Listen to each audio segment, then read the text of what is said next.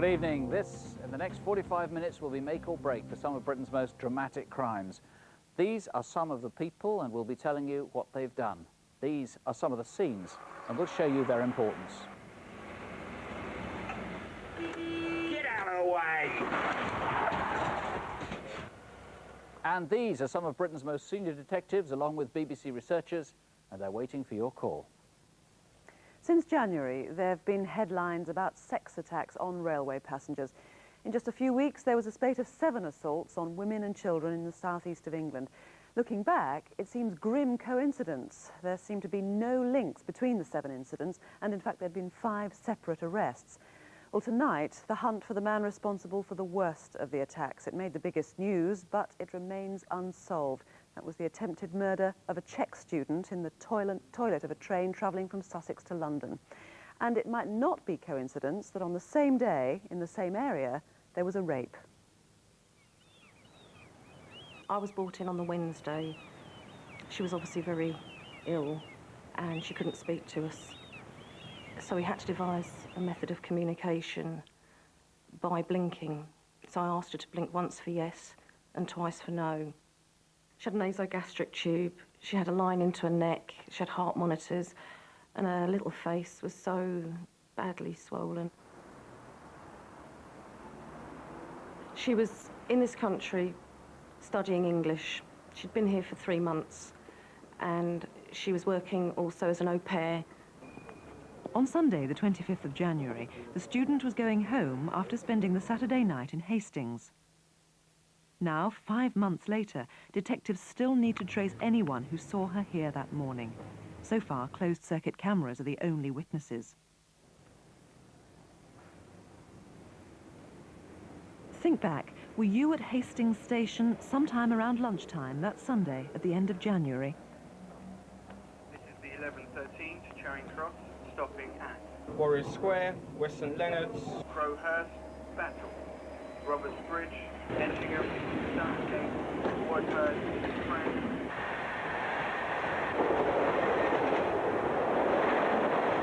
Were you on the lunchtime train when it left Hastings, and did you see her?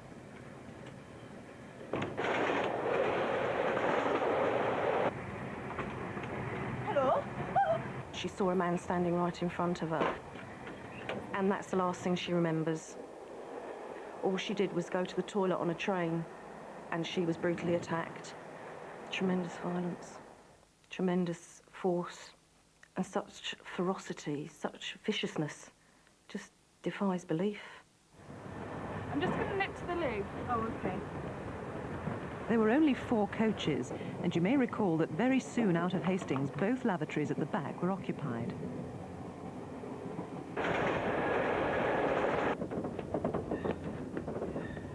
The back toilets are engaged. I have to use the one to the front. Oh. Well, that's it. When you've got to go, you've got to go.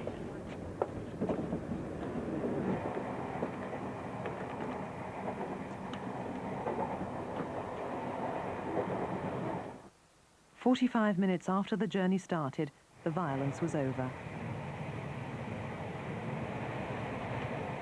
I saw a pair of legs on the floor. I thought it was a drunk. I wish that I had have actually pushed the door open and gone in, and maybe then she would have got some medical attention that she needed.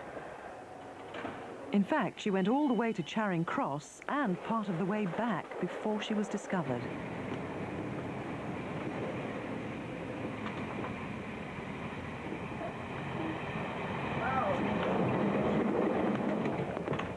I've been a police officer now for nearly 18 years, and I've dealt with numerous cases similar to this one, but I can honestly say that in 18 years I've never seen injuries as severe as on this Czech girl. Now back at Tunbridge Wells, it's several hours later. This could be another man entirely, or it might be the attacker. Hello, mate. When's the next train to Sevenoaks? Sevenoaks, 10 o'clock, mate. He was a bit drunk. Oh, where's the nearest pub? He was a bit red in the face. Here, turn left, So Bedford Arms on top of the hill. I just told him directions to the pub.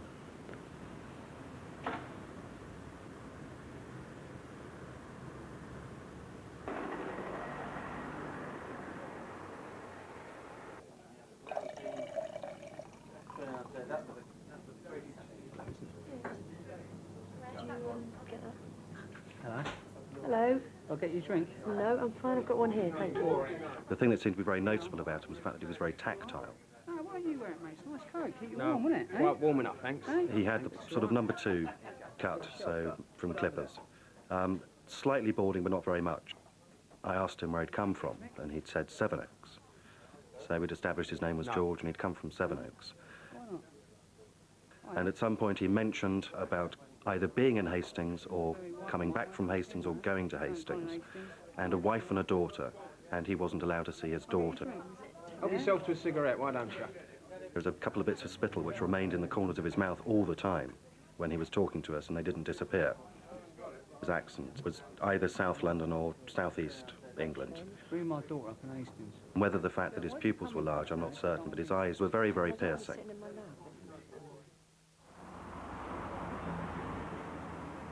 Around 10 o'clock that Sunday night, a 15-year-old was heading home. She was going to catch the 11:05 from Tunbridge Wells to Hastings. While she was waiting, the drunk in the Bedford Arms had become such a nuisance, the landlord asked him to leave and saw him off the premises.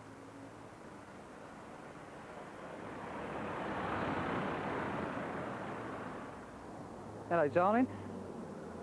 You all right? You want something to eat? No, I don't.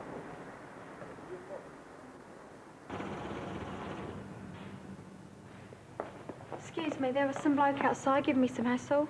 Just kept on pestering me. Don't worry, love. You come and sit in here. Keep yourself warm, eh? Thanks. What train are you catching? The next one to Hastings, 23:05, I think. It's all right. I'll keep an eye out for you. Thanks. Oi, is the last train to Sevenoaks gone? Yeah, 5 minutes ago, mate. Oh, can I swap that for a taxi? No, of course you can't. What are you, kid? Was this the bloke giving you hassle?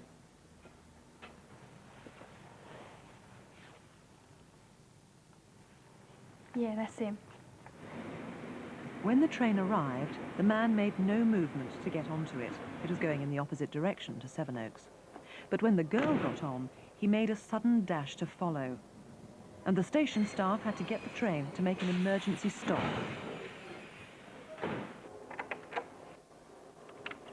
What's happening? That man's just got on the train, love. I told her to go straight to the garden, sit by the garden, and I sort of let the train go out and carry on with my work.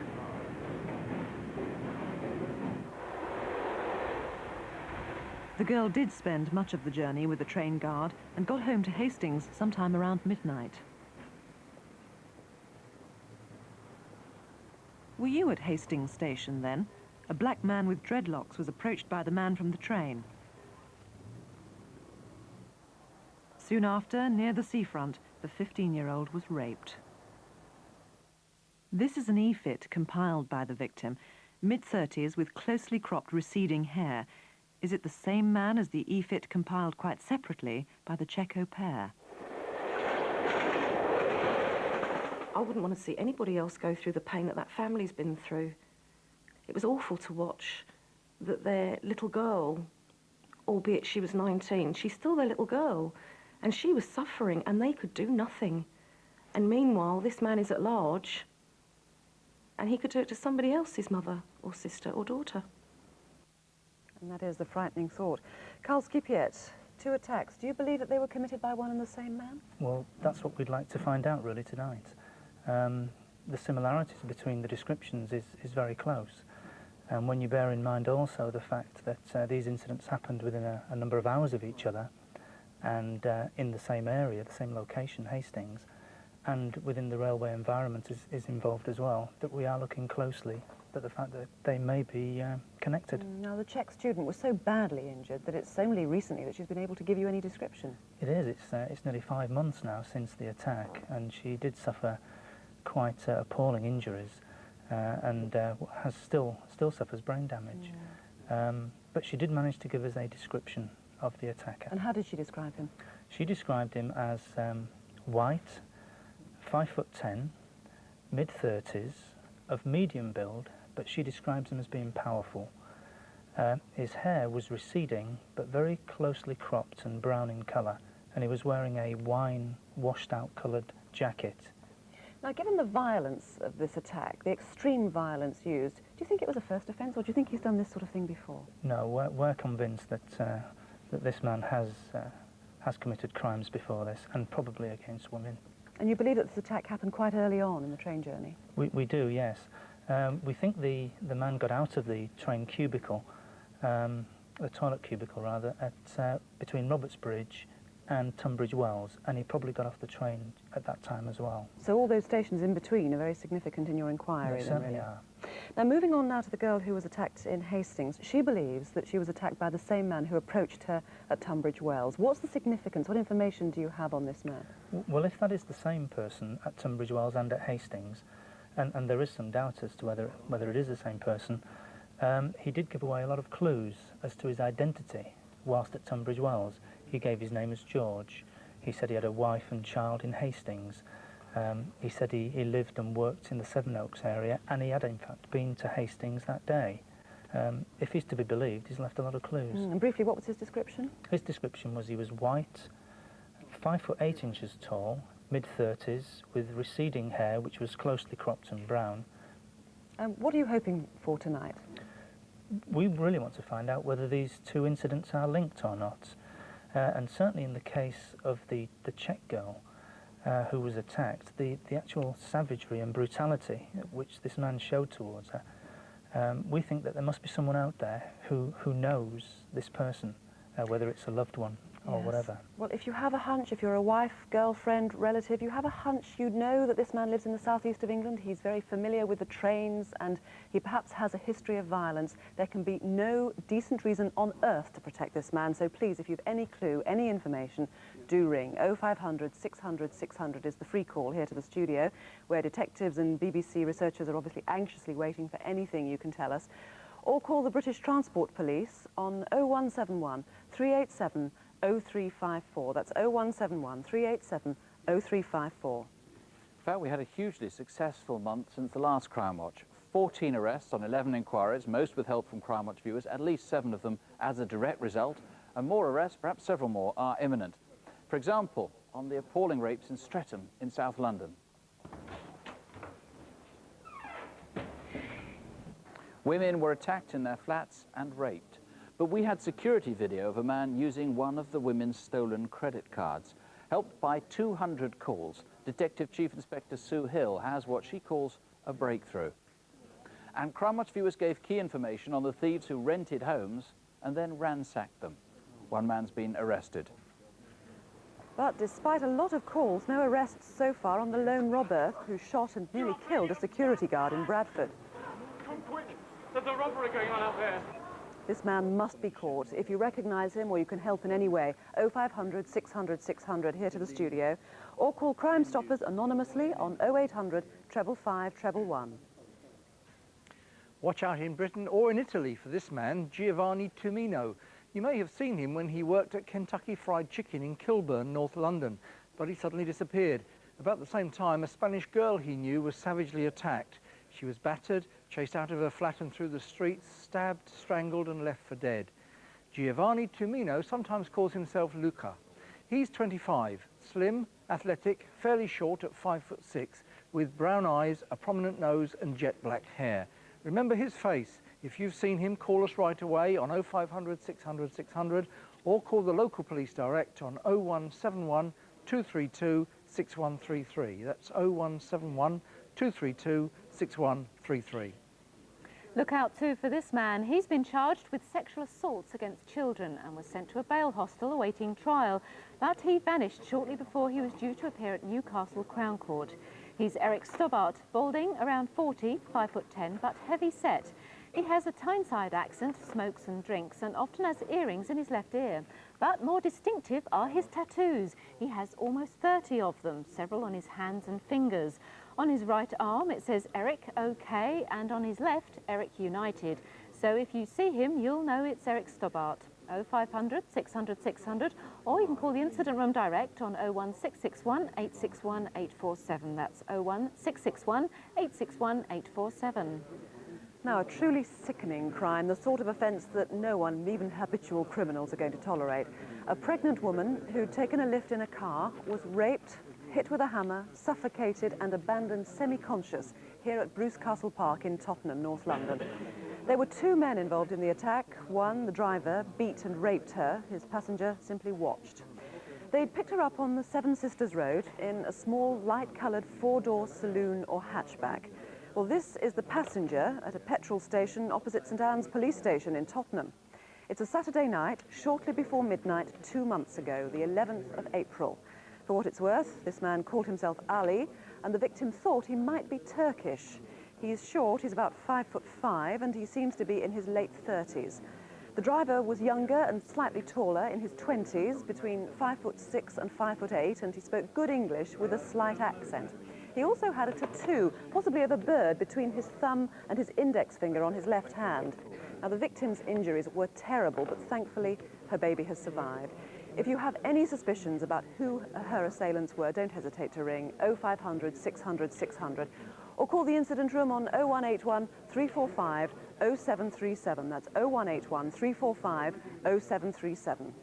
While some crimes get worse, others, like highway robbery, for example, have become extinct, or at any rate, almost extinct. On Easter Monday, April the 13th, the gang in East Sussex resorted to an age-old practice of stopping travellers at gunpoint on the open road. But this was a specific ambush. They were after takings from caterers at Plumpton races.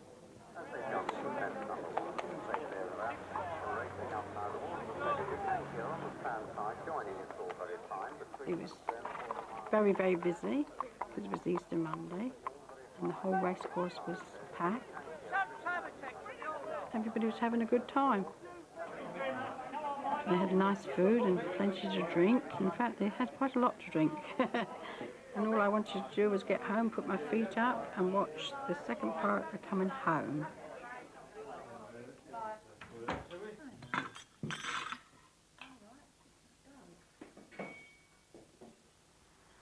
Later that evening, half a mile down the road, there was a curious accident at the Half Moon pub, noticed by a barman as he arrived for work. Someone had left a Vauxhall Astra in the car park, but without the handbrake on, and it had slowly rolled forward and was now stuck fast in a ditch. Well, at the end of the day, when the racing finishes, so you started to lock up the outside gates. That's part of my job.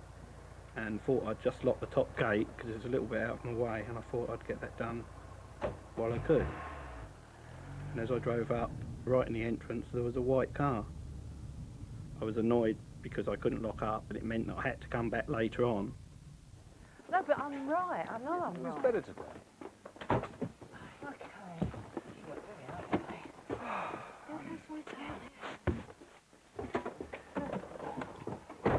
Shame I've missed Coronation Street. It's getting dead exciting now. Deirdre's been banged up. Deirdre's been banged? Yeah. Oh, and that rotten swine of a boyfriend. Yeah. Oh, he'll get found out, you see. They won't keep her in there for long. Say idiot. Well, oh. I think it's the boy racer, isn't it? Oh, I'm going to pull over a minute. Go.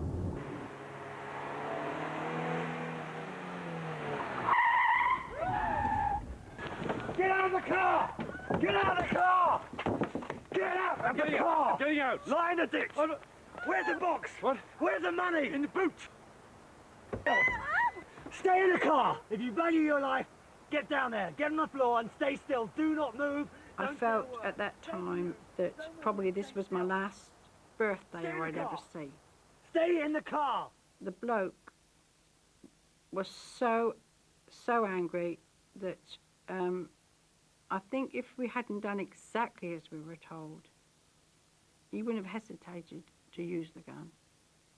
Don't move! I said don't move and don't speak!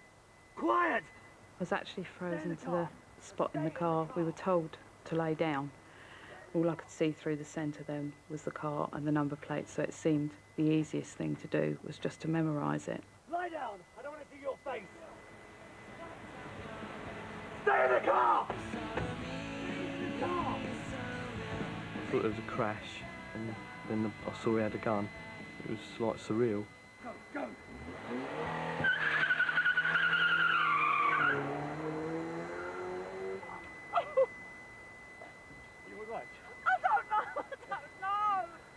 I was very shocked. You just don't think like something like that's going to happen to you, especially Plumpton of all places. I just don't believe it. Oh, God, what are we going to do?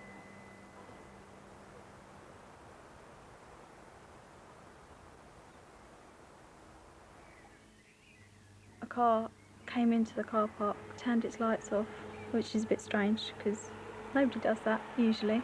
And I could see there was somebody sitting in the back, and he had dark hair, quite a long face, between 20 and 25, and he had a dark jacket on, and his hair was medium length. The robbers made quite a hash of things. They got only a few £100, and presumably they lost their intended getaway car. That Astra had been stolen 4 weeks earlier. The Orion had been stolen from Brighton on the morning of the robbery, Monday, April the 13th. It was abandoned 6 miles from Plumpton at Ditchling Beacon. John Goddard, an inside job? What is it? It certainly looks like a local job, doesn't it?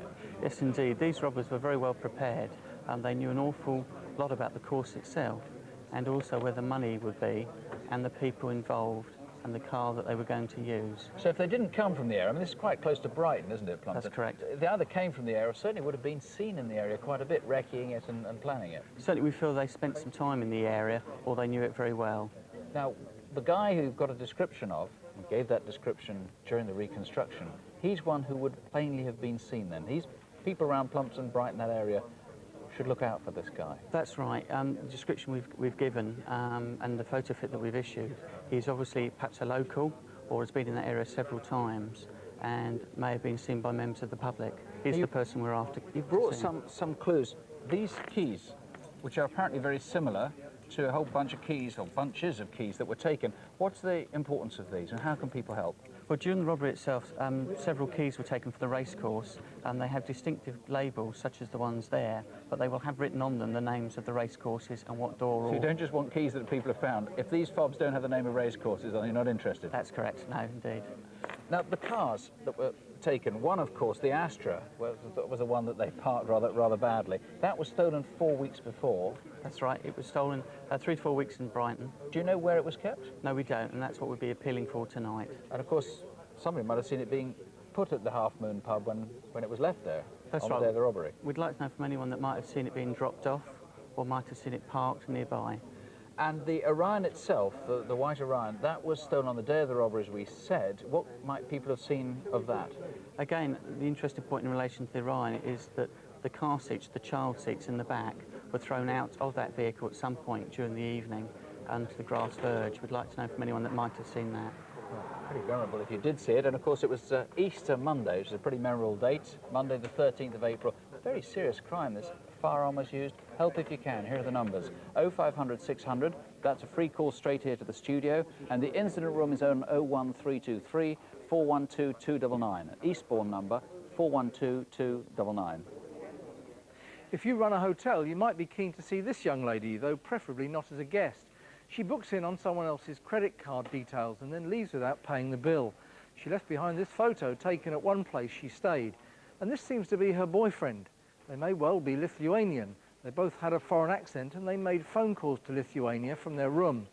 Among other things they left behind are documents with these names: Inga Palavichute, which might be her, and Marius Bobina, which might be him. There are also some antibiotics prescribed by a hospital in London under the name of Urti Lengabenite. We know they've been in Cambridge and possibly in Port Reith in Cornwall, but the two of them might be anywhere tonight, perhaps seeking temporary work. They're both around 20, he's 6 foot and she's 5'6". 0500 600 600 or call the local police on 01223 358 966. That's Cambridge, 358 966. Now, last August, a wallet was stolen from a pub at Red Hill, Surrey, but it now seems that whoever did it might have been responsible for a lot of other similar crimes, including thefts from offices. A credit card from the wallet was used here at the Lloyds Bank in Red Hill, and later at another Lloyds branch in Reigate. Detectives need to trace this man. Who is he? He's in his late 30s, stocky, with brown balding hair. Do give us a call on 0500 600 600 or the local police on 01737 765 040. That's Red Hill 765 040. Well, let's look at progress so far. Getting on for 50 calls on the attack on the Czech student and the rape of a girl in Hastings. 13 names have been suggested, but interestingly, 3 callers have named the same person. A police officer has also called in, saying he may know the attacker in the on the train case between Tunbridge Wells and Hastings. And interestingly, we've had another call from someone who said that she saw a man on a train a month later answering a similar description, who was generally making a nuisance of himself. A number of calls as well on Giovanni Tumino, 3 calls on Eric Stobbart, and calls coming in now as we speak all the time. Now, 2 separate drugs inquiries. First, we're keen to talk to this man, Mohammed Chenya, about a haul of cannabis. A surveillance operation followed a large consignment of cannabis resin. Officers watched as packages were unloaded at a golf course near Leicester. One of those involved realised he was being watched and made off in a tractor.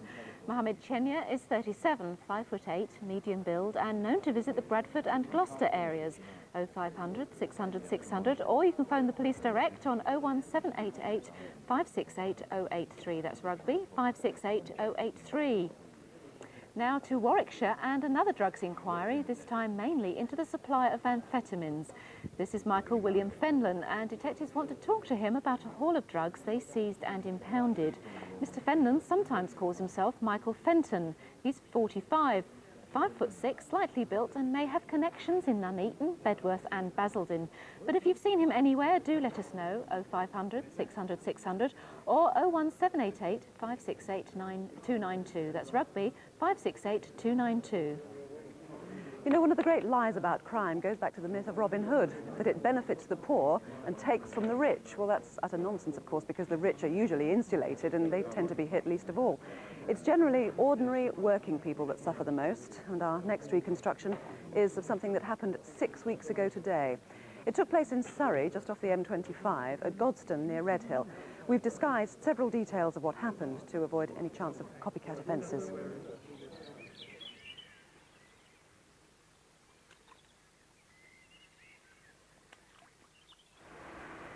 The first time I saw the van, I should imagine was on the Tuesday before.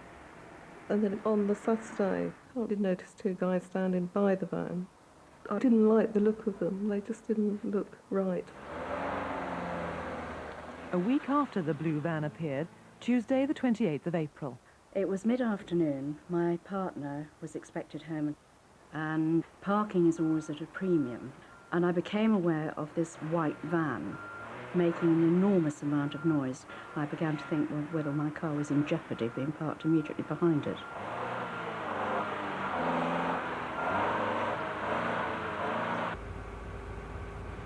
Who scored the first goal in the 97 FA Cup final? I'll give you a clue. It was Chelsea Middlesbrough. I need an answer.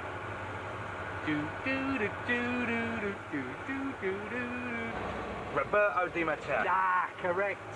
He scored in the first 46 seconds. All right, here's one for you. Who scored for both sides in the 81 Cup final?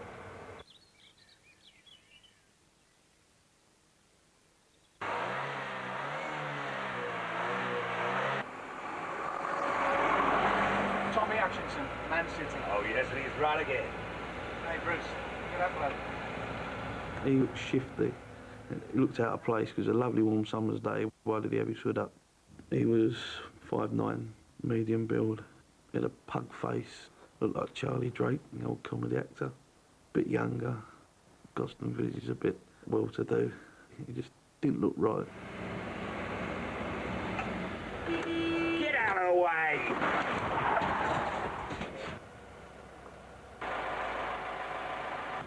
Finished quite early for a change, so it was quite a good day.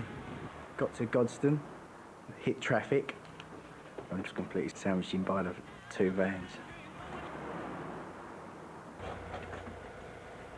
Obviously, we thought, oh, a bit of aggravation, a bit of road rage. Because your mind's working about 1,000,000 miles an hour. The moment I dawned it was a robbery, everything you can imagine was going through my head. It's all right, don't worry, everything's fine. Don't matter how big you are, it's just the shock. You don't know how you're going to react. The hardest blokes can break down like scribbling little wrecks, can't they really?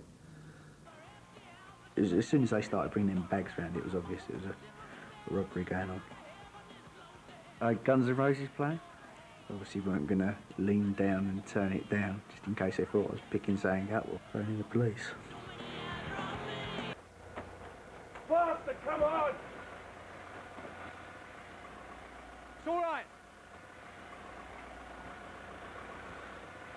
Just keep calm, everything's fine. He was dirty looking. He was quite scruffy, sunken jowls in the face, sunken eyes. And all through the whole incident, this guy was just so cool. It was unreal. I've looked behind me. Somebody's got out of a van. I thought he was going to have a go, try and stop the others. And then he started loading the bags in. I was lucky I didn't get out of the car and try anything. Especially, I've got a kid on the way as well.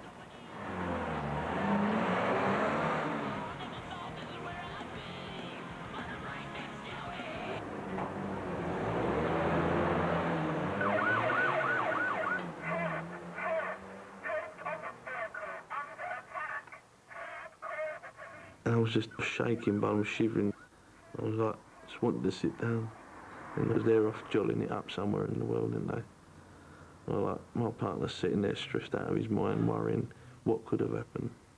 Spineless, really, isn't they? There was an added twist of cruelty to the crew that we've not shown. Then, about a mile out of Godstone Centre, at Church Lane. I heard this engine running outside, so I decided that I must go out and tell the person to please turn the engine off. As I came towards the window, this white van drove up at great speed, and another fellow jumped in. He seemed in a great hurry. He seemed to be rather annoyed.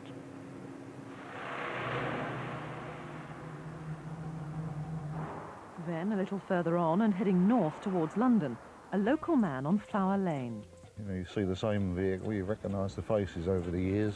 Some of them become like almost old friends. And all of a sudden, out of the blue, came this brown 7 Series Volvo saloon. It had a D prefix with a noisy exhaust. Could be that they've got a souped-up engine. The driver had a ring of thick hair but was bald on top, an innocent commuter or one of the gang. Call if it could have been you. And half a mile beyond that, the white Transit was abandoned at Hanging Wood on Gangers Hill. Well, Dave Cook, this was obviously a carefully planned operation. What do we know about the gang involved? There was about 5 men involved, possibly with East London accents, all white. We got some good descriptions. They were hanging about in the Godstone area for the week leading up to the robbery. We got 2 good CD fits. The first is a white male with a hooded Gap sweatshirt, and he's described as a young Charlie Drake. The second, late 30s, early 40s, scruffy, dirty, with sunken cheekbones. And other people might recognise them because I think one of the witnesses said they look rather out of place in Godstone. Yes, they certainly did. Now, it's an intriguing case. What are you appealing for in particular? I would like to know where these vans were, the 3 vans that we've recovered were, in the month leading up to the robbery. That is from the 1st of April to the 28th, the day of the robbery. And tell us about those vans again. Okay, we've got a blue minibus. That was in the area of the robbery the week leading up. And it's significant because it's got a cracked windscreen. And then we've got a Luton box van with Raynham vehicle hire on the side. That was the one revving up just prior to the robbery. And then the final getaway vehicle was a white Transit, and it was found abandoned in a nearby car park. Now, they left something behind, didn't they, in their hurry to get away? Yes, they did. They left this Kenwood TK361 walkie-talkie. This has only been in circulation for 8 months. It costs about £170 with a radius of about half a mile. I would like to know if anyone could tell me if any one or more have been stolen, or if they can remember anyone suspicious buying this sort of model recently. Now, is there an incentive for people to call in, a financial reward? There is. There's a £50,000 reward for any information which leads to the arrest and conviction of those people responsible. That's a lot. It is. I would actually appeal to particularly the criminal community to come forward with information which will assist me in identifying those responsible. There was no one hurt in this robbery. I'd like to make sure that these people aren't capable of hurting someone in the future. Absolutely. Well, Dave Cook, thank you very much indeed. Let's hope you're right, that they don't and that they are caught. The number here, 0500 600 600, and there are more detectives standing by in the incident room. That's on 01737 765 040. That's Red Hill number, 765 040. Robbing a nurse is not something to be proud of. So see if you can identify 2 tall young men who did just that at a bank in Walworth, south-east London. These 2 teenagers have been hanging around the branch. These are pretty good pictures, and you'll recognise them easily if you know them. Look what happens next. One of them lunges for the money, and they both sprint out, pursued by the nurse. Look at them again. They're both thin and exceptionally tall, maybe 6'4", and they're both about 19.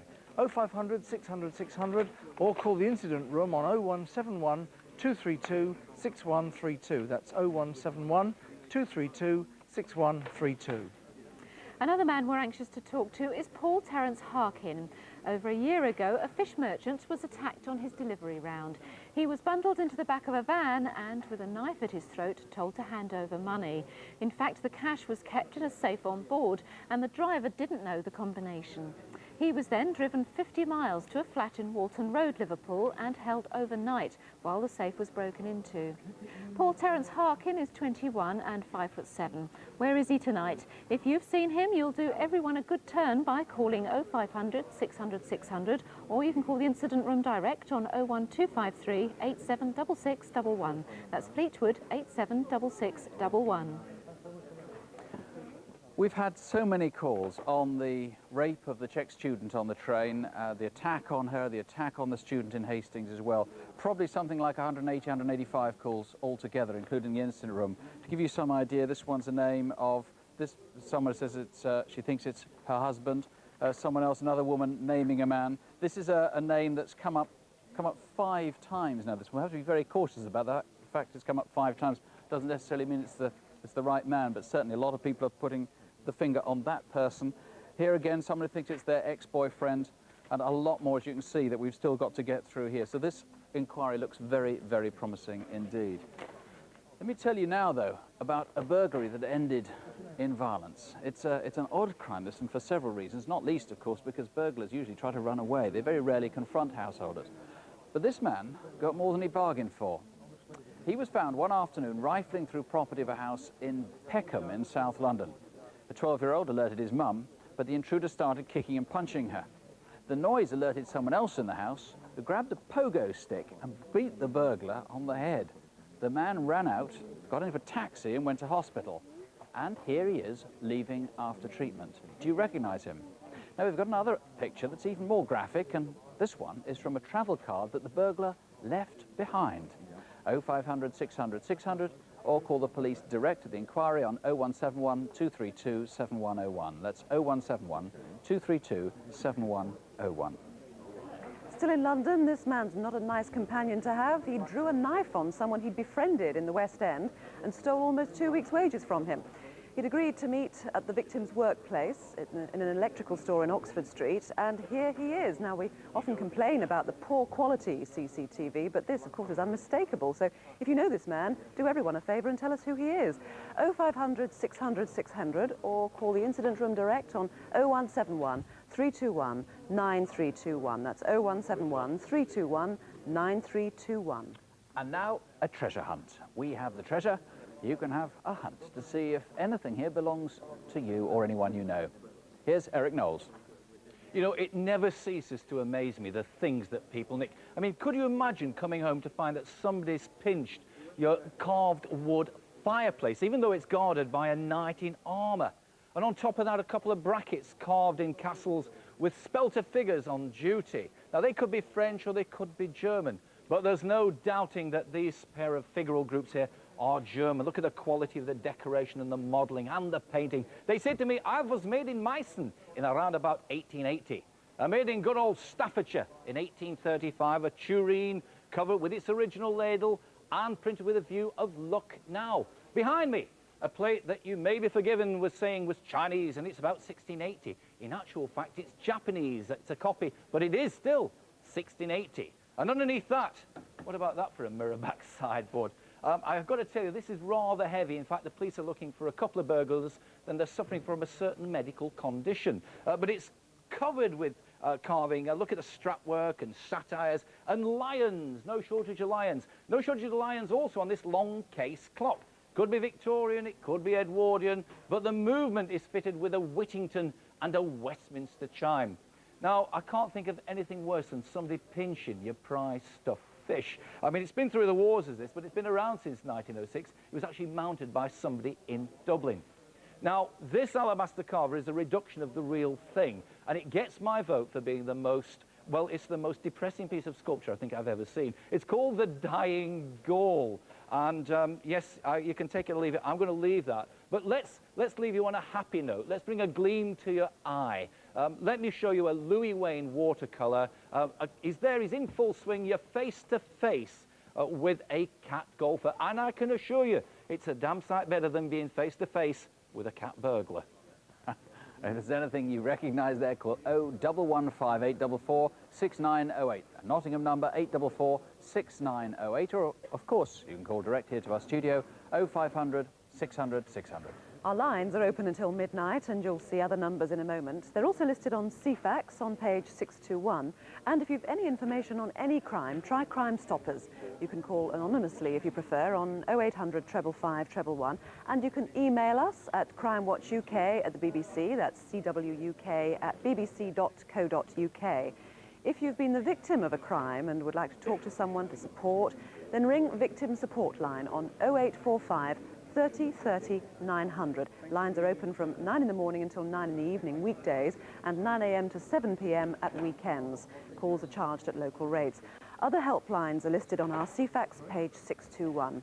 We'll have more news in Crime Watch Update at 11:10 in England and Scotland, and slightly later in Wales and Northern Ireland. And remember the date for Crime Watch next month, that's Tuesday, July the 14th. Talking of the 14th, it's our 14th anniversary. Over those 14 years, around 250,000 people have rung with information, and there's no doubt thousands of serious crimes have been averted. Crime Watch works because millions of people are watching, ready to help if they can. All in all, it's not a bad world. Don't have nightmares, do sleep well. Good night. Good night. Okay, thank you.